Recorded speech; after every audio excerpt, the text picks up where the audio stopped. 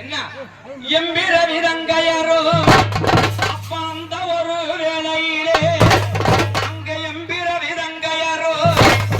ஆய இந்த பொன்னாலோ போன நேரம் அங்க எம்பிர விதுளசி அம்மா